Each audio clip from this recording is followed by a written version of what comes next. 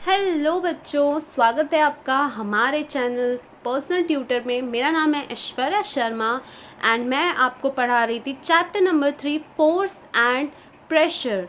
तो इस चैप्टर में सबसे पहले हमने जाना था फोर्स क्या होता है, प्रेशर क्या होता है।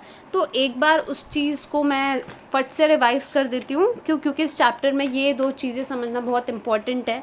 फोर्स क्या होता है? फोर्स ऐसा पुश या पुल होता है जिसके कारण किसी भी ऑब्जेक्ट की स्पीड या उसकी डायरेक्शन चेंज हो जाती है, उसमें डिस्प्लेसमेंट हो जाता है। और प्रेशर होता है कि जब हम किसी एक यूनिट एरिया के फोर्स को मेजर करते हैं तो वो होता है उसका प्रेशर। हमने जाना था कॉन्टैक्ट और नॉन कॉन्टैक्ट फोर्सेस क्या होते हैं। आफ्टर दैट हमने पढ़ा था that balanced and unbalanced forces क्या होते हैं। उसके बाद हमने जाना था इनर्शिया किसी भी ऑब्जेक्ट का क्या होता है। क्या होती है इनर्शिया? कि एक ऑब्जेक्ट अपनी स्टेट में जैसा वो है, स्टेशनरी है तो स्टेशनरी ही, और यदि मूविंग है तो मूविंग ही अपने स्टेट में रहती है। ये उसकी प्रॉपर्टी होती है, इसे ही हम इनर्शिया कहते हैं। फिर हमने जाना था प्रेशर क्या होता है। प्रेशर का फॉर्मूला हमने जाना था, pressure is equals to force upon area on which the force is applied. Now हम पढ़ते हैं pressure on solid. Air pressure is exerted on all the objects kept in air. When a weight is kept on a solid, pressure is exerted on it. These pressures depend on the value of weight and the contact area between the two. तो क्या होता है कि कोई भी object जो air में है उस पे तो कंटिन्यूसली एयर प्रेशर लगता ही रहता है, लेकिन जब किसी वेट को आप किसी सॉलिड के ऊपर रखते हो तो भी pressure is exerted on it, तो भी उस पर प्रेशर लगता है। ये प्रेशर किस चीज़ पे डिपेंड करता है कि उस सॉलिड का वेट कितना है, और यदि बहुत सारे सॉलिड्स हैं या दो सॉलिड है तो उनके बीच कांटेक्ट है कि कांटेक्ट नहीं है, इस चीज़ पे भी ये डिपेंड करता है। तो जैसे कि आपको ये एक्टिविटी दी हुई है, आप इसे बहुत अच्छे से समझ सकते हैं कि दो इस तरीके से कुछ स्टैंड है, उसमें एक सॉलिड, एक क्या है, wooden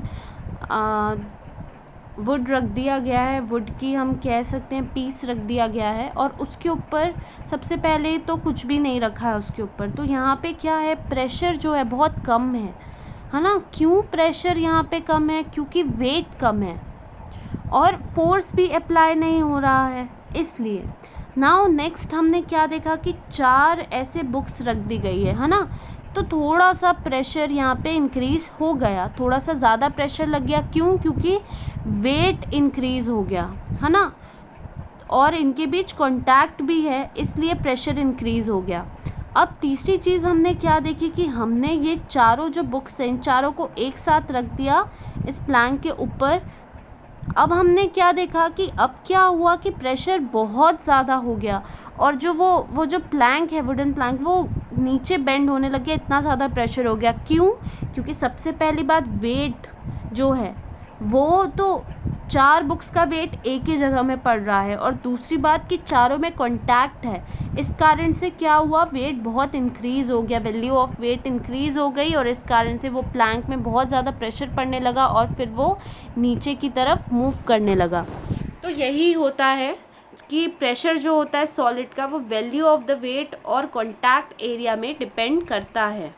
now next one is gas pressure. If a balloon is inflated by filling air by mouth, it inflates on all sides. If a pinhole is created in the balloon, air leaks out and the balloon does not inflate fully. It is realized that like a liquid, gas also exerts pressure on the wall of the container in which it is enclosed. तो जैसे जैसे हम क्या करते हैं, balloon में हवा भरते जाते हैं, वो फूलते जाता है ना, हमें दिखता है वो कम्प्लीटली फूलते जाता है।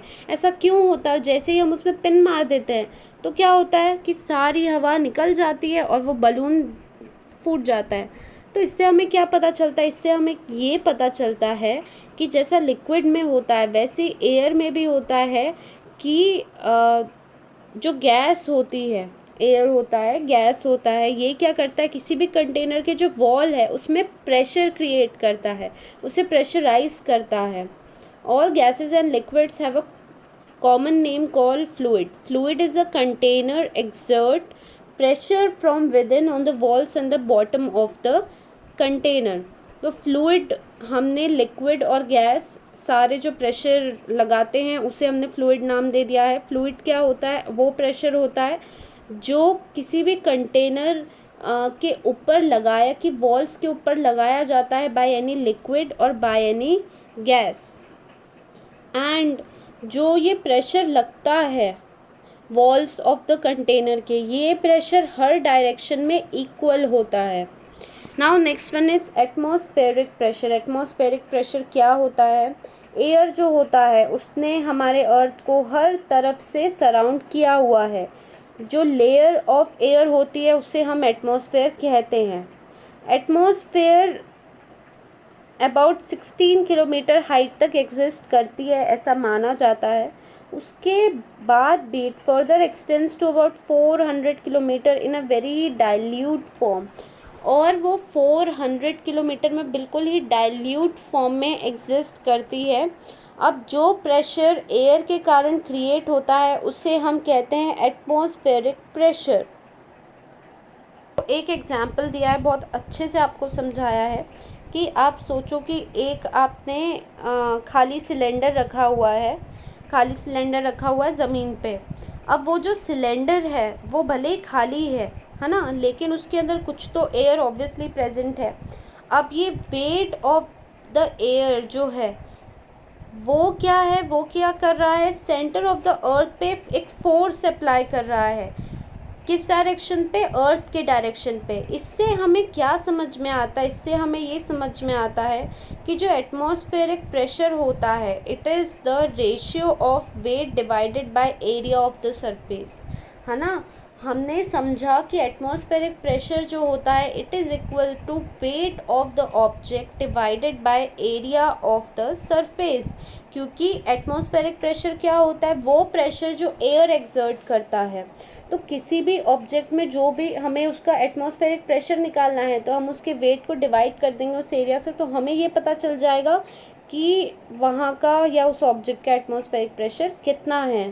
The air pressure at the sea level is 1 atmosphere pressure. Air pressure decreases as one goes up in height from the sea level. जैसे जैसे एक पर्सन ऊपर जाते जाता है, जैसे जैसे सी लेवल से ऊपर जाते जाता है, वैसे वैसे एयर प्रेशर जो है वो डिक्रीज़ होते जाता है. तो जो एटमॉस्फेरिक प्रेशर होता है इसे यूनिट एम बार किसका होता है? प्रेशर का होता है. मैंने आपको पहले भी बताया था. या फिर हेक्टोपास्कल जिसे कहते हैं, उसमें हम ये इसकी एसआई यूनिट होती है. एटमॉस्फेरिक प्रेशर जो होता है वो at a point in air is equal from all side. वो हर तरफ से इक्वल होता है. जैसे कि मैंने आपको बताया कि वो हमने सबसे पहले बलून वाला केस भी देखा कि ये जो प्रेशर होता है हर तरफ से सेम होता है. तो ये प्रेशर क्रिएट कैसे होता है? If air exist in a closed container the air molecules in random motion continuously hit the walls of the container. In this interaction a force is exerted on the walls of the container, pressure is created. तो जैसे कि ये बात कर रहा है, क्या बात कर रहा है कि यदि एक कोई कंटेनर है और उसमें सिर्फ एयर है तो ये एयर के जो मॉलिक्यूल्स हैं ये बार बार ये जो वॉल्स ऑफ कंटेनर है इससे क्या करेंगे? टकराएंगे. अगेन एंड अगेन ये इससे टकराएंगे और क्या करेंगे? टकरा के एक प्रेशर क्रिएट करेंगे, फोर्स लगाएंगे बहुत ज़्यादा.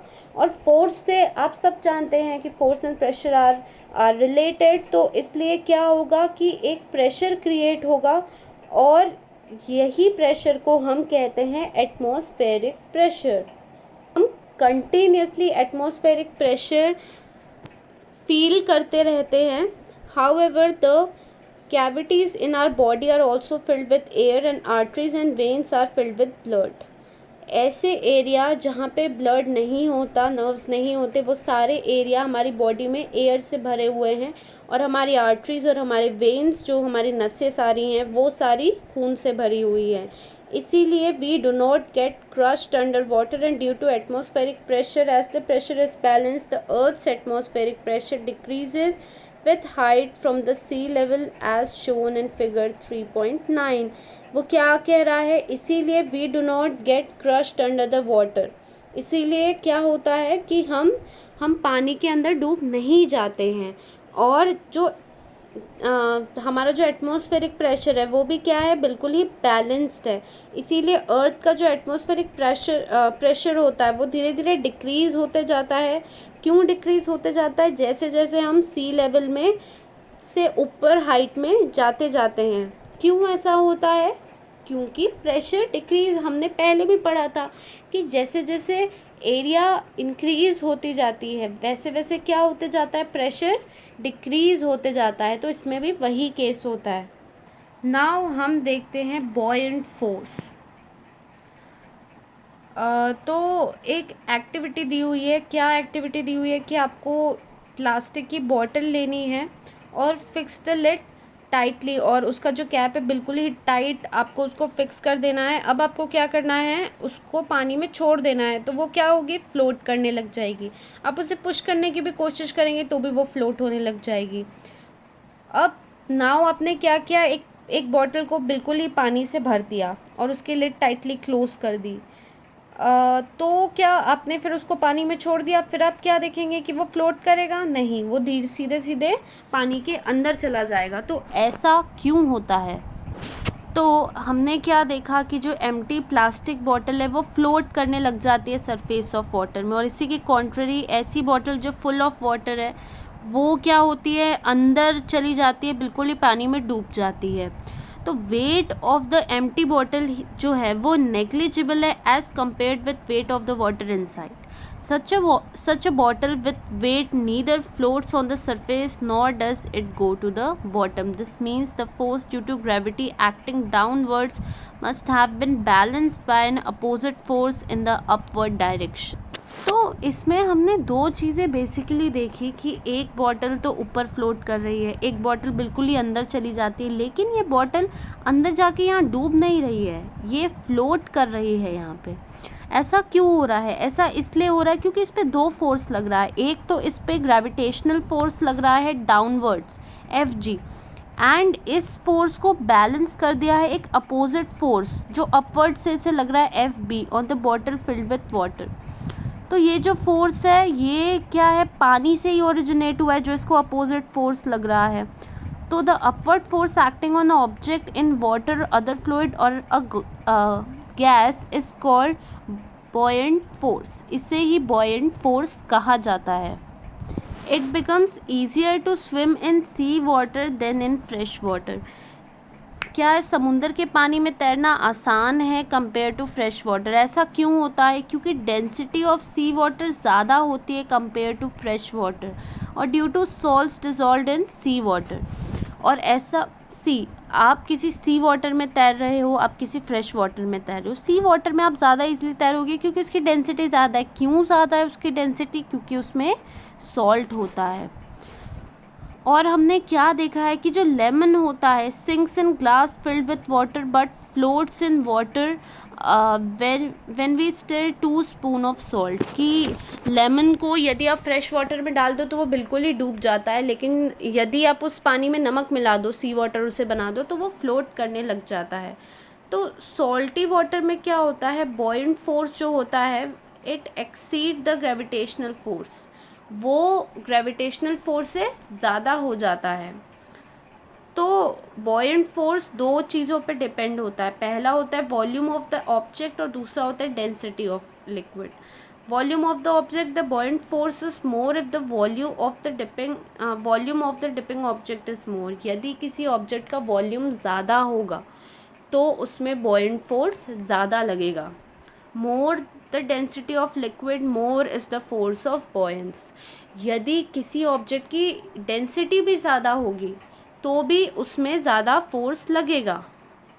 तो बच्चों अब मैं आपको समझाती हूँ वॉल्यूम क्या होता है और क्या होती है डेंसिटी। तो फर्स्टली वॉल्यूम क्या होता है? वॉल्यूम मतलब होता है कि किसी भी ऑब्जेक्ट में, जैसे मैं आपको बता रही हूँ कोई भी क्यूब है तो क्यूब का length into breadth into height, है ना, तो ये इसका वॉल्यूम होगा। जैसे हम एक सिलेंडर ले लेते हैं, तो हम कहते हैं कि सिलेंडर में कितनी गैस आ सकती है, तो ये इसका वॉल्यूम होगा कि उसमें कितनी गैस आ सकती है। लेकिन नेक्स्ट आता है डेंसिटी। डेंसिटी क्या होती है? डेंसिटी होता है केजी पर मीटर क्यूब। केजी पर मीटर क्यूब मतलब कि 1 kg में, है ना, 1 kg में कितना वॉल्यूम है, that is density of that object. तो ये होती है डेंसिटी। तो हमने जाना कि जो बॉयंट फोर्स होता है, यदि किसी ऑब्जेक्ट का वॉल्यूम ज़्यादा हो तो उसका बॉयंट फोर्स भी ज़्यादा होता है। और किसी ऑब्जेक्ट की डेंसिटी, डेंसिटी मतलब होता है 1 kg पर मीटर क्यूब, वो भी अगर ज़्यादा हो तो भी उसका बॉयंट फोर्स ज़्यादा होता है।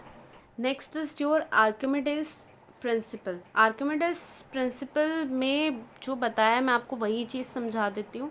ये प्रिंसिपल क्या स्टेट करता है कि एक ऑब्जेक्ट जब पार्शियली या फुली इमर्स्ड होता है, किसी लिक्विड में जाता है, किसी फ्लूइड में, लिक्विड या गैस, फ्लूइड में दोनों आता है, उसमें जाता है, तो एक फोर्स ऑफ बॉयंस उसमें एक्ट करता है अपवर्ड डायरेक्शन में, जैसे कि हमने पहले भी देखा है। ये फोर्स कितना होता है? This force is equal to the weight of the fluid displaced by the object. मतलब जैसे कि मैं आपको एक एग्जांपल से समझाती हूँ कि ये एक लिक्विड है। हमने देखा था पानी की बोतल जब हमने फिल करके इसमें डाली, तो ये जो पानी की बोतल है ये जाके सिंक नहीं हो गई, ये इसमें फ्लोट करने लगी, बट पानी के अंदर फ्लोट करने लगी। अब ये जो फ्लोट कर रही है, हमने पढ़ा ये फ्लोट क्यों कर रही है? क्योंकि इसमें एक तरफ से ग्रेविटेशनल फोर्स लग रहा है, दूसरे तरफ से बॉयंस फोर्स लग रहा है इसमें। तो अब इसमें जो बॉयंस फोर्स लग रहा है, ये फोर्स कितना होता है? ये फोर्स इक्वल होता है, equal to the weight of fluid displaced, कि इसने यहाँ पे कितना फ्लूइड डिस्प्लेस किया है इस जगह में। इस जगह में कम्प्लीटली वाटर था, जब ये बॉटल आई तो इस बॉटल ने कुछ फ्लूइड डिस्प्लेस किया, तो जितना फ्लूइड इसने डिस्प्लेस किया है उतना फोर्स इस पे लगता है। इसी कारण से ये ऑब्जेक्ट फ्लोट करने लग जाता है। भले ही वाटर के अंदर फ्लोट करता है, लेकिन एक बैलेंस फोर्स क्रिएट हो जाता है और ये ऑब्जेक्ट फ्लोट करने लग जाता है। Archimedes was a Greek scientist and a mathematician with sharp intelligence. He find out the value of pi by numerical calculation. उन्होंने सबसे पहले पाई की वैल्यू बताई थी। पाई की वैल्यू होती है 22/7। His knowledge of levers, pulleys, wheels in physics was useful to Greek army in fighting against the Roman army. उनकी इन सब चीज़ों की जो नॉलेज थी उसने हेल्प की ग्रीक आर्मी को रोमन आर्मी से लड़ने के लिए। वो फेमस हो गए क्योंकि उनके वर्क इन ज्योमेट्री और मैकेनिज्म के कारण। जब वो एक बाथ टब के अंदर एंटर किए फॉर टेकिंग बाथ, तो उन्होंने डिस्कवर किया the above principal by observing the overflowing water. एक बार वो बाथ टब में नहाने गए, और जब वो बाथ टब में नहाने गए तो ही उन्होंने, हमने जो बॉयंस प्रिंसिपल, बॉयंस फोर्स जाना, वो उन्होंने ऐसे ही इन्वेंट किया, क्योंकि उन्होंने सोचा कि मैं जब इसमें जा रहा हूँ तो पानी डिस्प्लेस हो रहा है, तो उसका भी कोई फोर्स लगता होगा। इस तरीके से उन्होंने इसका इन्वेंशन किया। The use of Archimedes' principle is very wide. The principle has been used in the construction of ships and submarines. और इसी प्रिंसिपल का इस्तेमाल होता है शिप और सबमरीन्स को बनाने में, क्योंकि वो पानी के अंदर रहकर भी फ्लोट कर पाती हैं। The instruments such as lactometer, hygrometer are based on this principle. और इंस्ट्रूमेंट्स जैसे लेक्टोमीटर हो गया, हाइग्रोमीटर हो गया, ये सारे इंस्ट्रूमेंट्स इसी चीज़ पर, इसी प्रिंसिपल पे डिपेंड करते हैं।